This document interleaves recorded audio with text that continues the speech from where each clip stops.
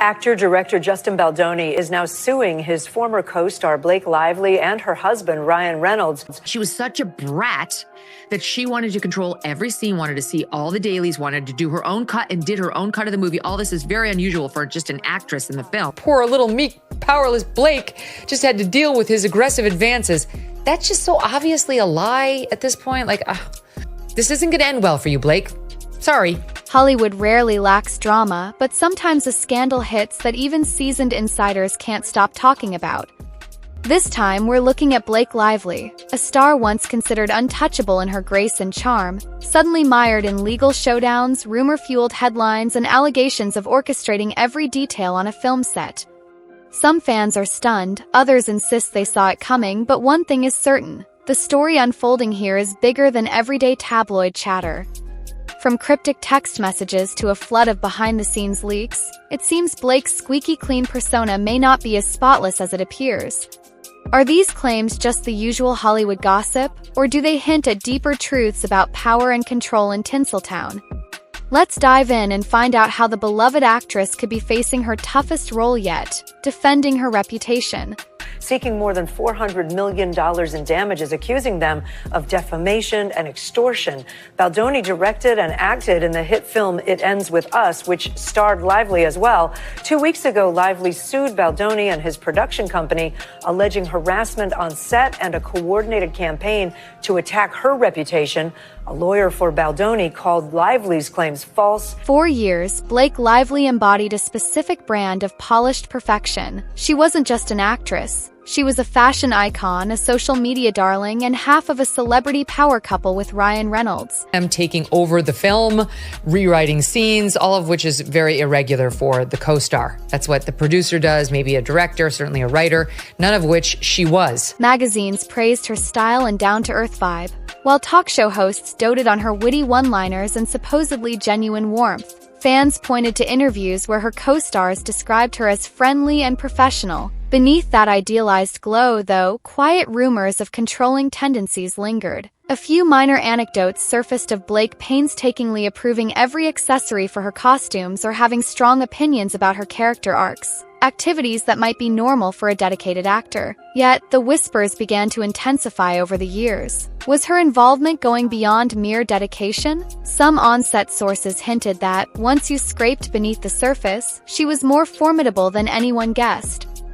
Those mutterings reached a boiling point with It Ends With Us, a highly anticipated adaptation of Colleen Hoover's best-selling novel. When Blake Lively and Justin Baldoni teamed up, fans cheered. It was an exciting collaboration for a beloved story. Soon, though, rumors emerged that Blake's role went well beyond delivering her lines. Allegedly, she insisted on rereading entire scripts daily, advocating for changes, even compelling last-minute tweaks that threw production into disarray. Crew members who expected a straightforward shoot found themselves juggling frequent calls for do-overs or reshoots. Scenes would be deemed unusable if Blake felt they didn't match her vision. Each alteration had a domino effect on costumes, props, and shooting schedules, leading to spiraling costs. While some maintained she was striving for excellence, others felt her approach crossed the line into domineering, enough to spark behind-the-scenes tensions that quickly caught the media's eye. Into this firestorm stepped journalist Megyn Kelly, known for her willingness to tackle controversial figures head-on.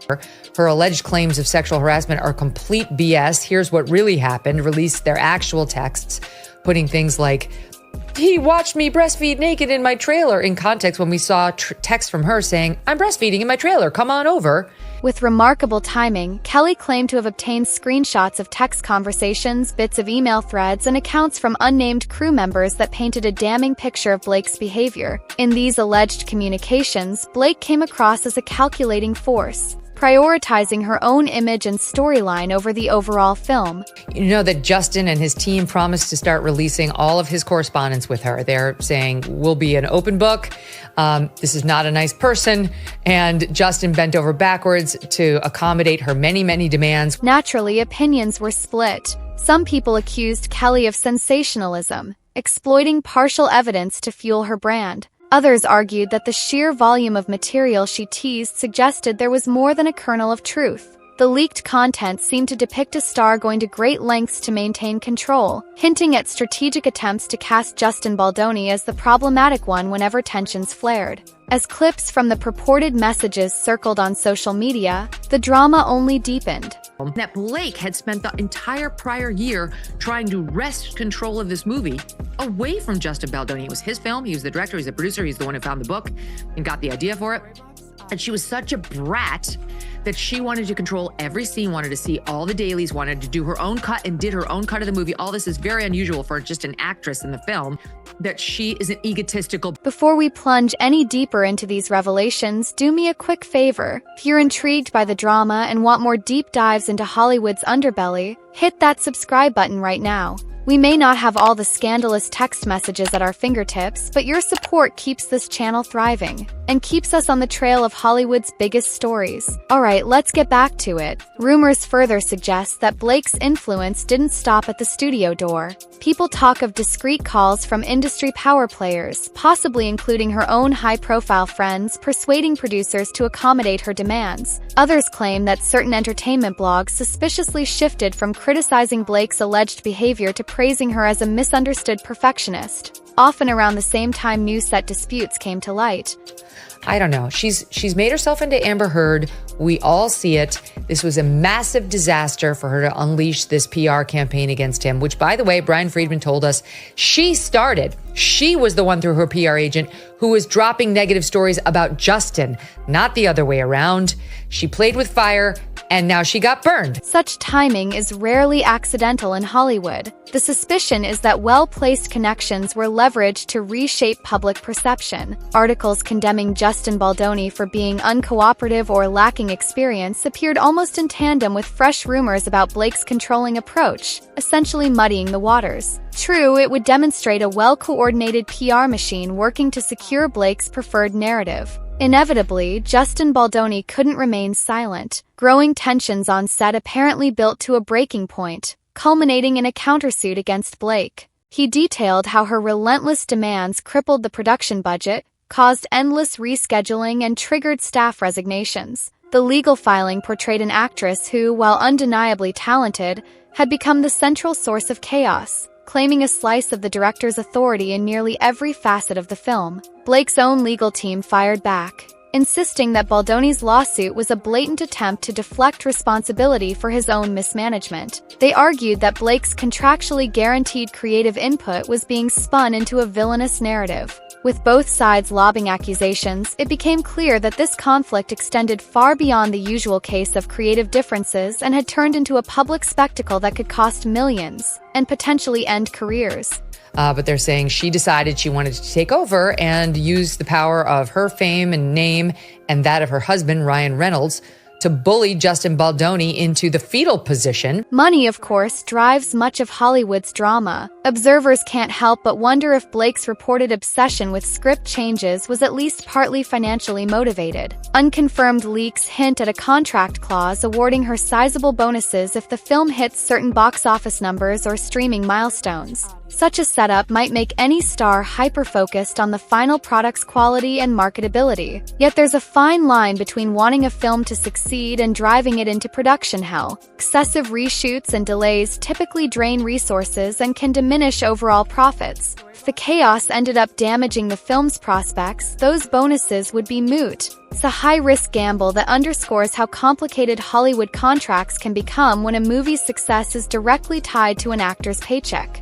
And that she's now tried to turn this whole thing into a PR victory for her to get past what appears to be the fact that she is an egotistical. Fans have taken to social media in droves, passionately debating the situation. Many longtime admirers remain convinced the Blake they know would never bully co-stars or orchestrate smear campaigns. They see a professional who's simply being scapegoated. Others, however, are swayed by the mounting evidence, from the alleged text messages to the countersuit details, and now question every flattering headline they once believed about her. This intense divide mirrors the broader conversation on celebrity influence and accountability.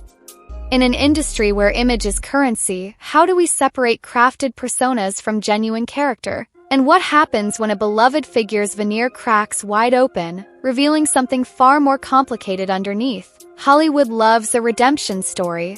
Blake emerges from these legal struggles with vindication, perhaps showing that her creative input actually elevated the film. She might ride a wave of newfound respect. Fans could dismiss the negativity as petty infighting or malicious gossip. Indeed, a proven box office hit might eclipse these tumultuous months, especially if Blake pulls off a performance that resonates with critics and audiences alike. But the opposite scenario could be devastating. A poor legal outcome or a film that underperforms at the box office might solidify the narrative that she derailed the project. Studios may grow cautious about hiring someone rumored to cause production headaches. Once a star is labeled difficult, it's tricky to shake that reputation no matter how large your fan base. After all we've learned, the question remains, is Blake Lively truly a victim of overblown rumors, or is she a Hollywood power player masking her ambition behind a polished image? The lawsuits continue, the rumors swirl, and more receipts may still surface. Ultimately, the final word may come from the courts, and perhaps from the box office when it ends with Us finally premieres. In the meantime, we'd love to hear your thoughts. Are you Team Blake, convinced she's just dedicated to her craft? Or are you Team Justin, believing the director's claims of creative sabotage and wasted resources? Drop a comment and share your perspective. And if you found this breakdown insightful, consider hitting the subscribe button for more deep dives into Hollywood's most tantalizing scandals. After all, in show business, every day is another chance for the unexpected to take center stage.